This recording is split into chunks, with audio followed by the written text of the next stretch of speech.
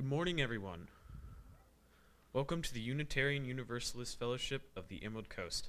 I'm Julian Nguyen, a member of this fellowship and service leader this morning. The UU Fellowship of the Emerald Coast is a religious community united by UU principles and committed to service, spiritual growth, and caring fellowship. If you're visiting today, you will find more information about us on the back of your order of service, on our website and Facebook page. Please fill out a visitor card at the blue table by the front door so we can connect with you and send you information about upcoming events. We are a community of friendly and fallible humans who welcome you here. All of us were visitors and strangers once. We found friends and opportunities for spiritual growth and justice work in this Unitarian Universalist Fellowship.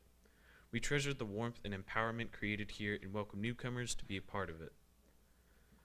We acknowledge that we gather on the unceded lands of Muscogee Creek, who steward this place long before we came. Our service will be a bit different than usual and is likely to be a little chaotic, but in the spirit of the season, I am sure we can come together to make it all run smoothly. Hello everyone, I'm Joshua Moore, and I'm going to be helping as well do this whole thing this morning. And just to explain the fun gimmick that we have of Unwrapping Christmas, we have some gifts up here, which actually are the pieces of our service. They have been chopped up and put into here. So we don't know whether we're going to get the end at the beginning, whether we're going to get the beginning at the end, or some weird mix of the two. So I think what we're going to do is one by one, we're going to ask for volunteers, and people can raise their hands and they can come up. I think really quickly we're going to do announcements, and then we'll take our first volunteer. Please refer to the order of service for upcoming services and announcements. Your second hours today are Speaker Circle at the front of the sanctuary, Buddhist Hysterians by Melissa Peck in the Harmony Room, and Ancient History of Religions with Lauren Boyer in the library. Please join us for refreshments after the service and explore our second hour activities, which are also noted in your order of service. We need a volunteer. All right. Ask for one. Who wants to be the first volunteer? I think I saw your hand shoot up first. You want to come up? Yep. All right, just pick one over there. And then bring it up to the podium. Don't worry, we'll get to you all. They're all good, I promise. That one. All right, pull it out. I feel like that Here. one's good. All right, let's see what it is. Ooh, how fortuitous. It is a chalice lighting. Do you want to read it, or do you want us to read it? Because you can read it here. That's why it's in there. As we light this flame of hope, may our congregation become a kaleidoscope of souls and people, an abstract flame-like pattern in bright gold colors, and a black background in the presence of this flame, and me, and you, and us, is an invitation to sit at the table. May we tend our soul fire through these challenging and trying times to hope the hearts and minds of all who entered our doors. Thank you. Thank you. Now we need somebody else, I suppose. You want to pick Julian? Pick one of them. Sure. Right there.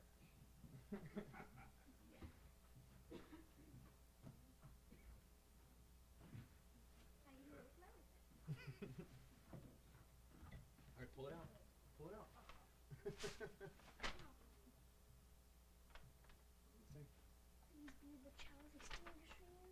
He wants to extinguish the chalice already. Oh, wow. Read it and then, like, it says the prelude. The prelude, yeah. Thank you.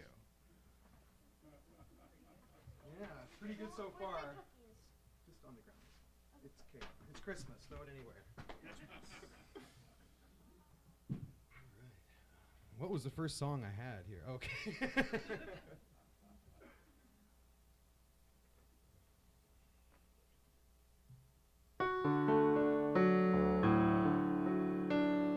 If you know these songs, feel free to sing along. We will be singing some together, but if you know this one, just sing along too. Angels we have heard on high, sweetly singing o'er the plains and the mountains in reply, echoing their joyous strains.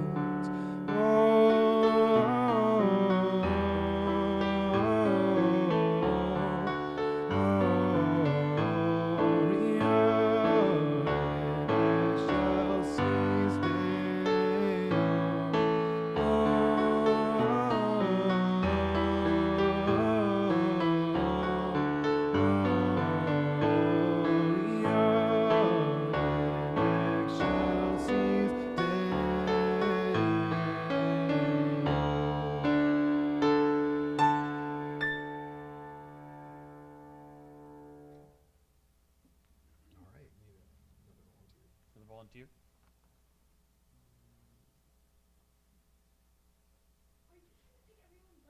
No. Maybe. You can go next, Samuel.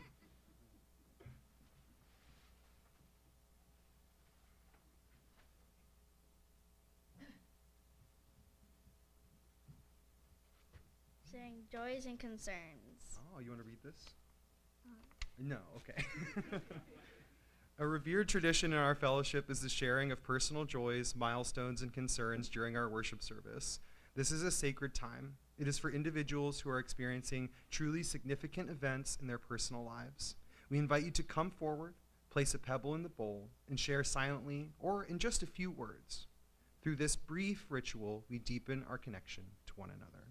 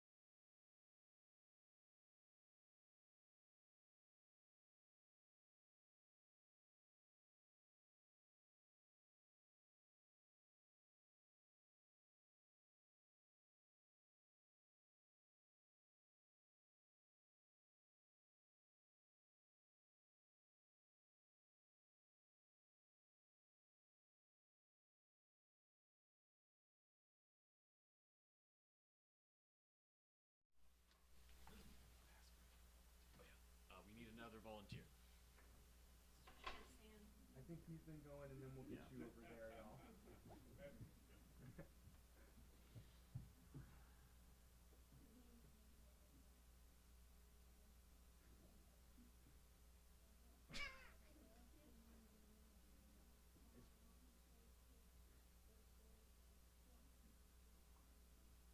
It's just like Christmas with all the awkwardness.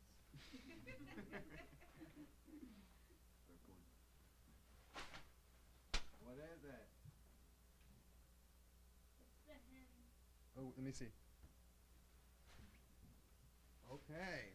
Please rise if you are able. Please rise if you are able. For our closing song, it says, we are not closing, though. Yeah, you can keep the bag. Yay! Blue Christmas. It is not in your hymnal, but the words will be on the screen.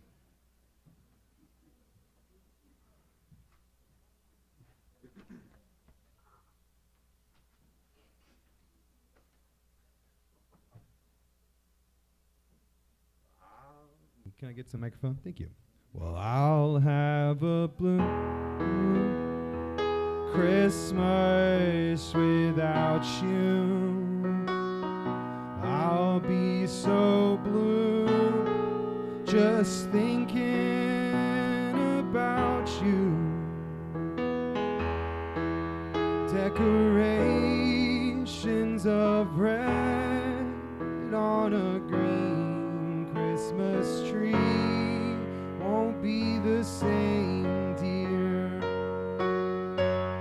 Oh, if you're not here with me, oh, when those blue snowflakes start falling, that's when those blue memories start calling. You'll be doing all right with your Christmas of white, but I'll have a blue, blue, blue, blue Christmas.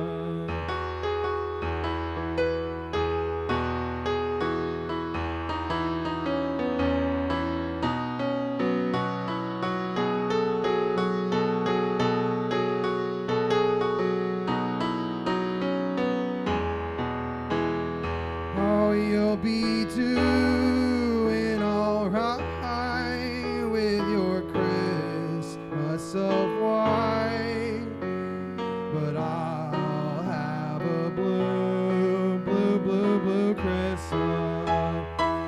Oh, you'll be doing all right with your Christmas of white, but I'll have a blue, blue, blue, blue Christmas.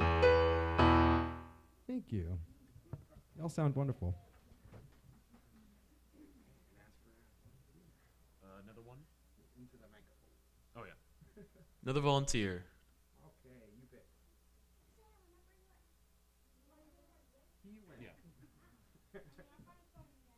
I bet you are. We can do Claire next. All right.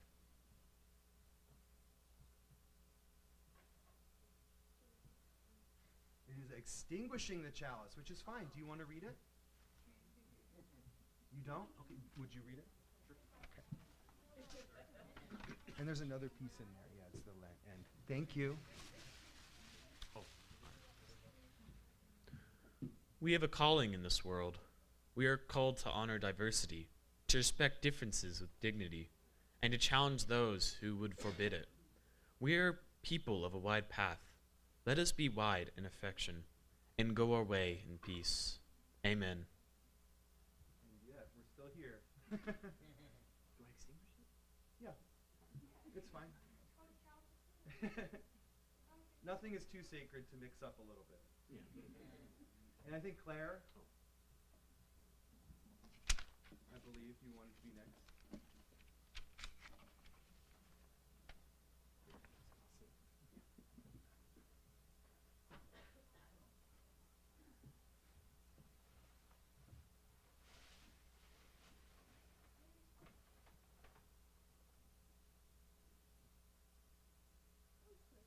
Oh, postlude. Beautiful. Right after the chalice extinguishing. How about that?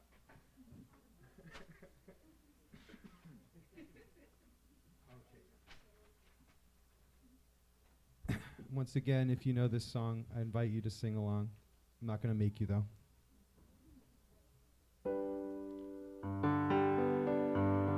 Oh, holy night, the stars are brightly shining.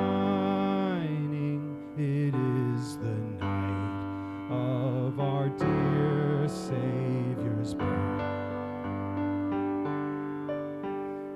Long lay the world in sin and error pining till he appeared and the foul felt its worth. The thrill of hope, the weary world rejoices, for yonder breaks a new and glorious morn. Fall on your knees and hear the angel voices on night divine. Oh, night when Christ was born. Oh, night divine,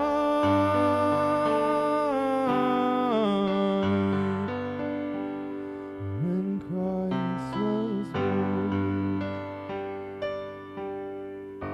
There you go.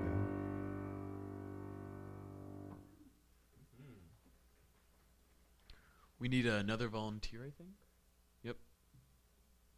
We are still here. Anyone? Please. Definitely not just children are welcome. We all like to open presents. Come on. There's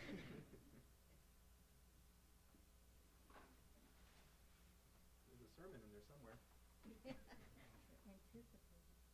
A time for all ages. Oh, fun. Thank you. It's time.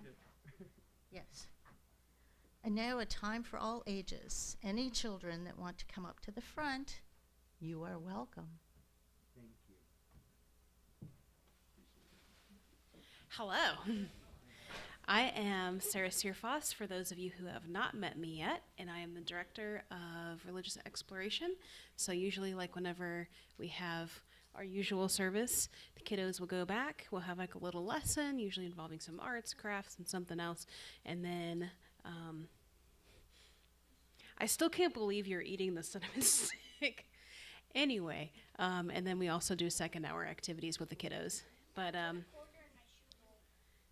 that's probably not going to stay there. Probably not a very safe, hiding spot for your quarter. I would not recommend that. Anyway, so today I was thinking about different types of like traditions that we have around the holidays. And so I'm going to ask some of the kiddos what type of traditions they like to do. Anybody? Oh, you can? Oh, sweet.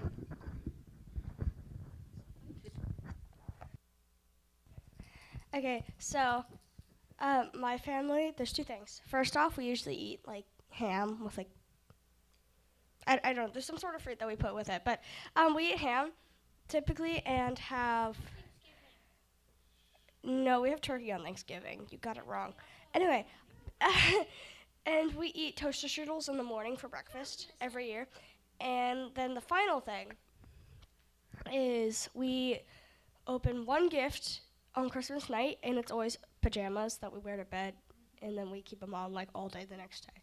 So, yeah. Anybody else? You want to go? Claire said do not sit in my seat. Get out. Claire, get out of my seat. Yeah.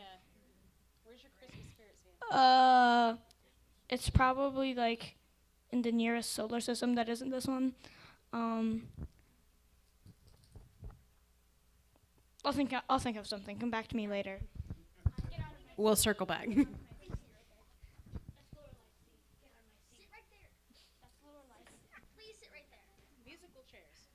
On Christmas, we wake up and we open all the gifts from our parents, and then later in the day we open the presents from our grandparents and aunts and uncles. Anybody else? Yeah. Is your new tradition eating cinnamon sticks?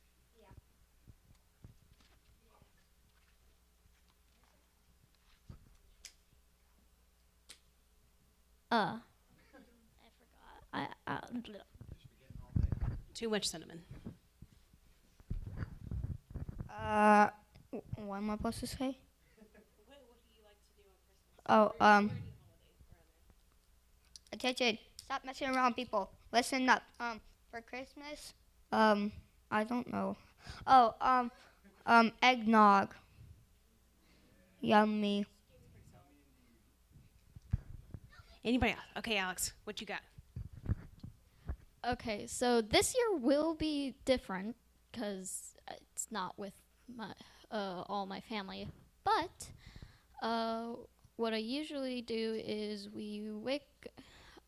I wake up, go to my parents, wake them up as quick as I can, and we go open presents, and after that we just hang out and just relax. Sounds like a pretty chill time.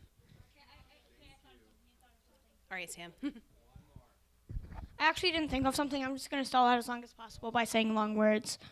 Does anybody have hippopotamonstrosesquipedaliophobia? Okay.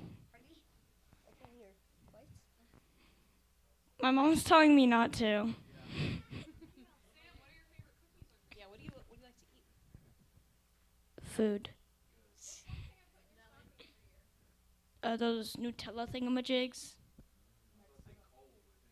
Yeah, you getting cold this year.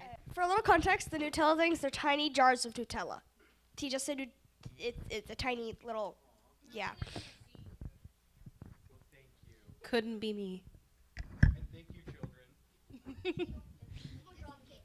normally we would play them out, but they can just go back to their seats. Yeah, so today we're going to keep them in service as we're getting some volunteers to open up things. And we have Christmas ornaments if you guys would like to decorate them.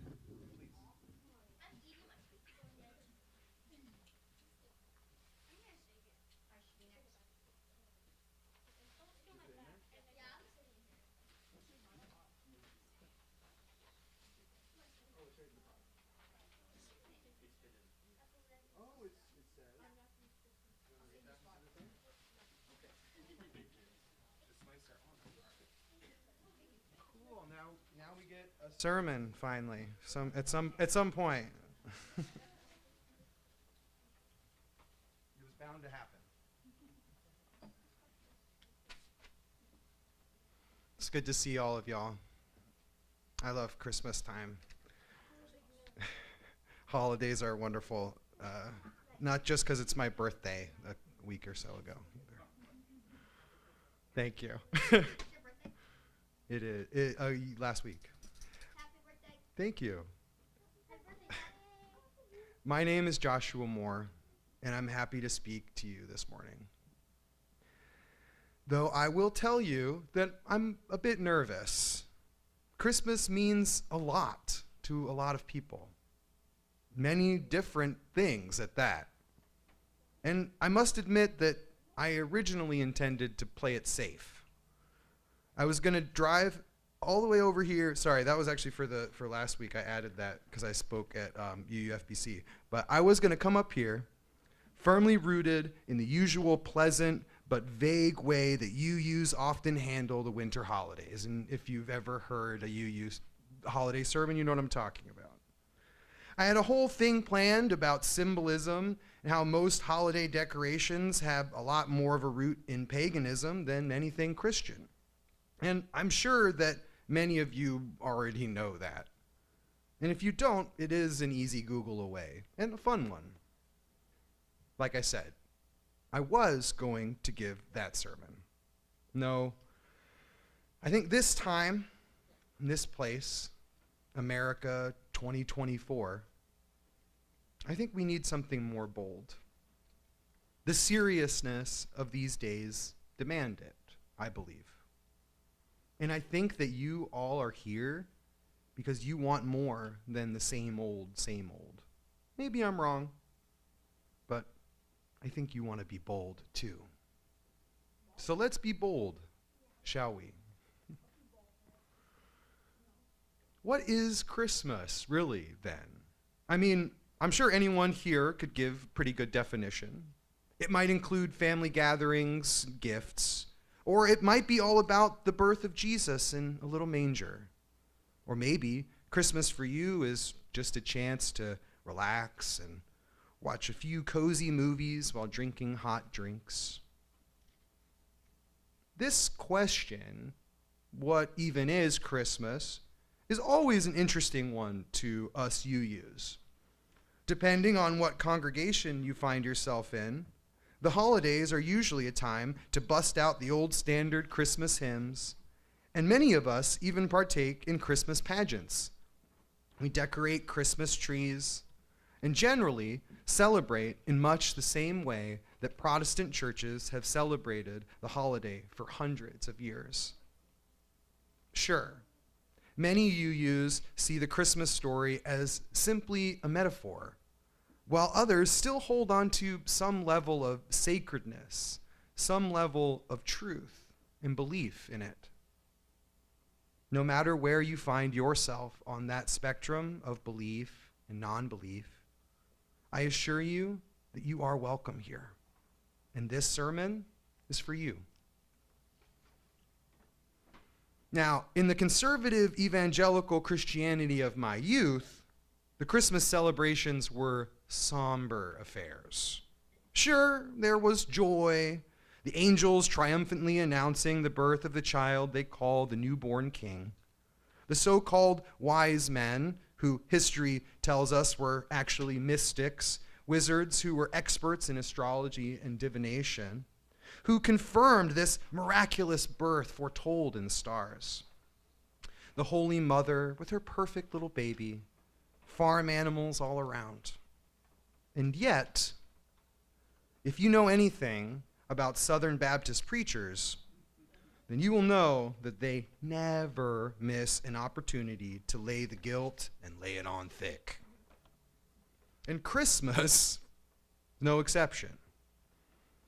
Recently, I had the fun opportunity to return to the Baptist church I grew up in for Christmas Eve service last year, and I can tell you that they still do the same as they've always done.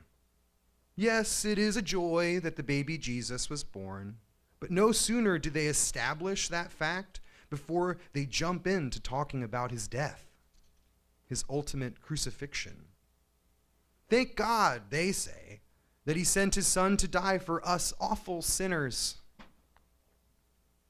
And I can only speak from my own experience, but it's a pretty traumatizing thing to hear and think about as a child. For anyone, really, but especially at such a young age. To be introduced to the adorable newborn baby Jesus and then be reminded immediately of his awful death. And yeah, oh yeah, by the way, it's your fault, little 6-year-old. Thankfully, just, that's not the kind of sermon you're likely to get in a place like this. And I'll reassure you, it's not the kind of sermon you're getting now. However, there may be a little guilt later on. Don't think you're going to escape that easy. But this isn't really the picture of Jesus that we normally paint, is it? In fact, it's this kind of theology, the sacrifice of a perfect God-man to assuage his vengeful, wrathful dad. It was this kind of thing that drove our Unitarian and Universalist forebears away from conservative Puritan roots and forced them to rethink, to reshape how they viewed and certainly how they talked about Jesus. But no matter how much our views change on Jesus from God to man, from divine teacher to one of many great teachers, or somewhere in between, if anything, we have always been good at arguing.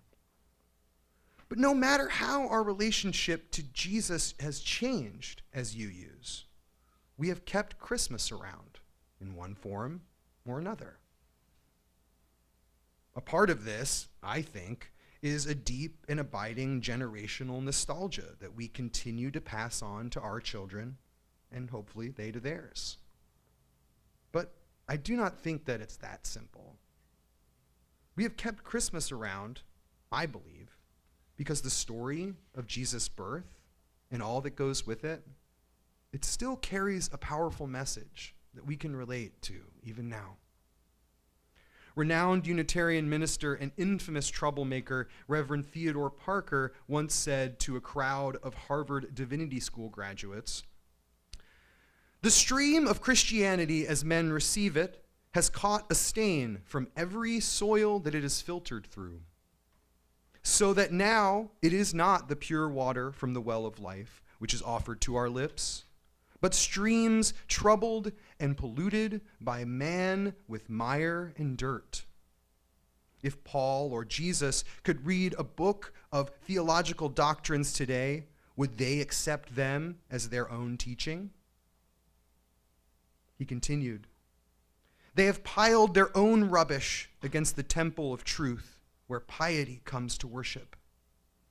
What wonder the pile seems unshapely and about to fall. But these theological doctrines are fleeting," he said, "fleeting as the leaves on the trees." The argument that Parker was making was that there was something deep and true in Jesus' words, but that the religion that had grown up around his teaching, this Christianity, had caught the stain from every soil it had filtered through. However, Parker also argued that there was still something worth preserving in that religious stream, no matter how polluted it had become. And so now, let us, like Parker, strip away all the rubbish piled high against the temple of truth and ask, what about Christmas is so worth preserving? For me, personally, Christmas has meant a lot of different things at different stages of my life. I've always been fond of Christmas carols, the decorations, all the traditions that accompany the season. And like most people, I assume I've always loved gifts. Especially as a child, though I just get different gifts now, and I'm still struck with the same awe and gratitude when receiving the perfect gift, or seeing the same gratitude on someone else's face. To this day, I will tell you there is nothing like being given a truly wonderful surprise. And yes, I know it's grown pretty common to remove some of the surprise in form of wish lists and stuff like that, but a true surprise is still a gift in itself. Now, I was meditating on this the other day, and I realized that at different times in my life, different parts of the Christmas story stuck out to me more, or resonated with me in some particular way. I realized that there aren't that many stories that we hear over and over and over again, but the story of the Nativity, for many of us, is such a story. And in its repetition, it almost begs for re-examination each time. For example, when I was really young, I remember focusing mostly on all the fun animals that were said to come to the baby Jesus manger bed. I loved to imagine all those furry and feathery creatures there to greet and cuddle with this cute and somehow holy baby. And when I was a bit older, but still a child, I remember that it hurt my heart to think of Mary and Joseph, how they couldn't have no room at the inn or anywhere else in town, and were instead forced to sleep in a stable with animals. And I had been in a few stables at that point and knew how much they smelled, and imagined too that it was probably freezing for the young couple and their baby. And when I grew older still, a teenager, I remember crying, imagining this innocent baby forced to one day die for my sins, they told me. Which, as a teenager, I really felt like I had so many sins. But at some point, I left that church and the sin talk behind. And Christmas meant something entirely different to me. It became an awful time that I felt obligated to spend with a family that disapproved of my lifestyle, that judged my life choices, a family who tried desperately to pull me back into the fold. And I don't think that I'm alone in this experience of Christmas either. I imagine it's not far off from quite a few people in this room at one time or another. That was a long time ago, though. Over the years, I have made peace with Christmas. And now, when I hear the same Christmas story, I hear something else. In the classic nativity narrative, we see Joseph and his pregnant wife, Mary, forced to leave their homes due to circumstances beyond their control, and ordered by law to travel over land to Bethlehem to be counted in a great census. Their trip is said to be long and hard on them, especially Mary, who was very close to giving birth at the time. When they arrived, there was no room anywhere that they could stay. The only place left was a barn, basically more than likely a simple lean-to or a small shack. And there, as the story goes, in a cold stable full of smelly animals, a baby was born who would go on to live a life that would change the world for good and also for bad. A baby who would grow into one of the world's greatest teachers, who New Testament scholar and historian Bart Ehrman called a spiritual genius, the man who would be called Jesus and the Christ, among a host of other names. And we here don't have to see that story as true or factual to take it seriously, or to learn from it here and now in 2024. A baby is always a miracle and a surprise. New life is beautiful on a deep level, and it isn't hard to see this birth as a larger metaphor for what is truly possible. Within the new life of Jesus in this story, it is the possibility for change. We change the world just by being in it. We change the world just by being in it. And every moment that we have is a moment to plant good and wholesome karmic seeds, as Thich Nhat Hanh is fond of saying. And that is how I see the Christmas story today, as a reminder to make room for the unexpected and the surprising, to make room for those who are, like Mary and Joseph, in need of safety, shelter, and comfort. As UUs, we have long said that we value and cherish each life and hold that each life is inherently worthy and sacred. This, I believe, is one of the things that sets us apart from many who would pick and choose the us and the them. However, and this is a big one, and I'll warn you, this is where that tiny bit of guilt comes in.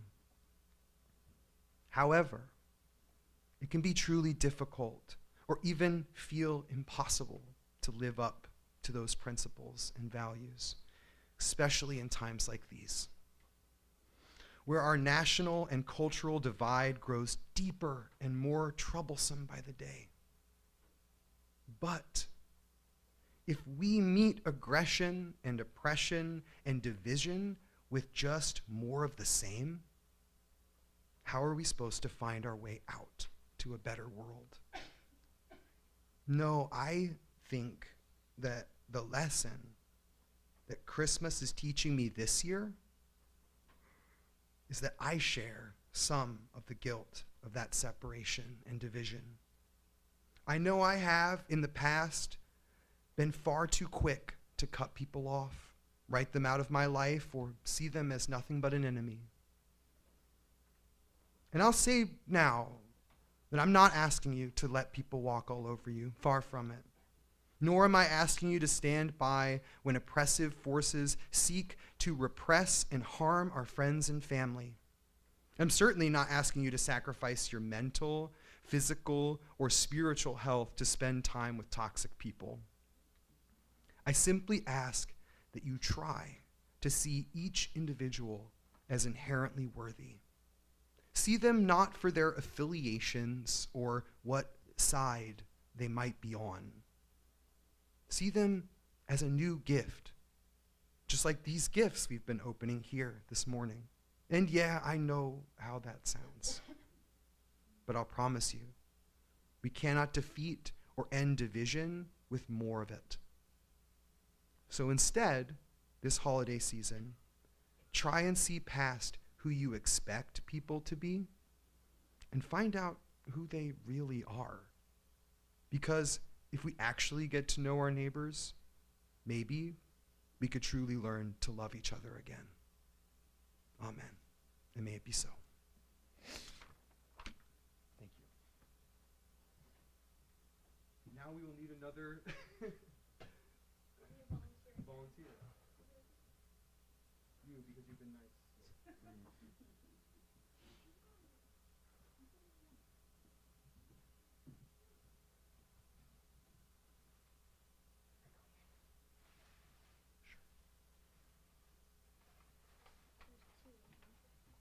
We probably go together.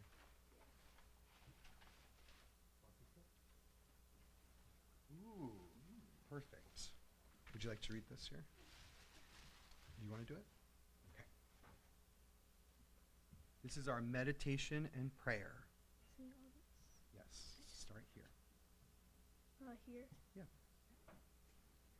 In a world that seems overwhelming with all its various distractions, it is nice to have a moment of peace and reflection. I would invite you to quiet your mind for a moment as we sit in silence and breathe together. May the walls of this house Hold on. And now I'll sit in silence.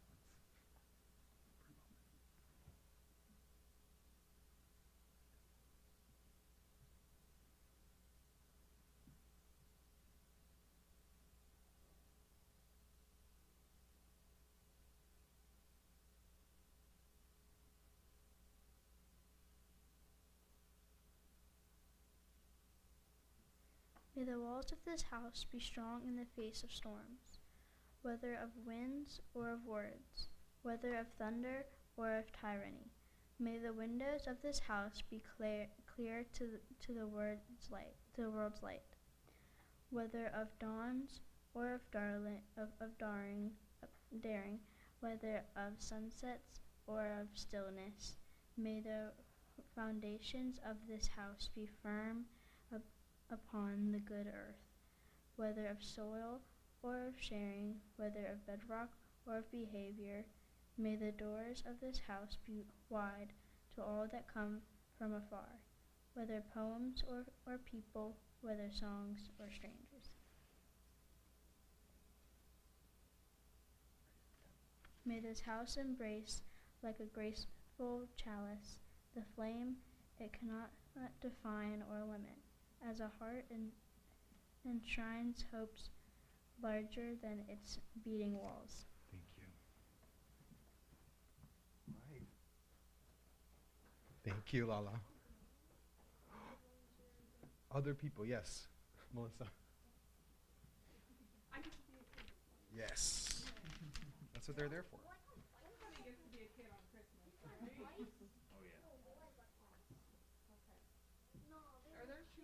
I think 3, but check. Well, then it's probably just 2.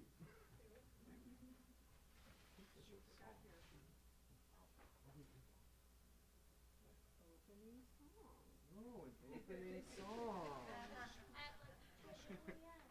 So please rise if you're able for our opening song, which will also not be in your hymnal today. It is called "O Christmas Tree."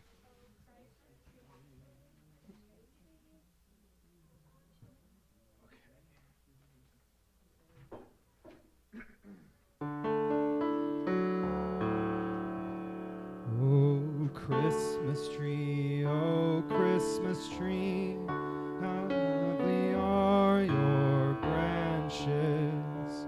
Oh, Christmas tree, how lovely are your branches. Not only green in summer's heat, but also winter snow and sleet. Oh, Christmas tree, how lovely are your branches. Oh, Christmas tree, of all the trees most lovely. Oh, Christmas tree, of all the trees most lovely. Each year you bring to us delight with brightly shining Christmas light. Oh, Christmas tree, the lovely trees most lovely. Oh, Christmas tree, we learn from all your beauty. Oh, Christmas tree, we learn from all your beauty. Your bright green leaves and festive cheer give us hope throughout the year. Oh, Christmas tree, we learn from all your beauty.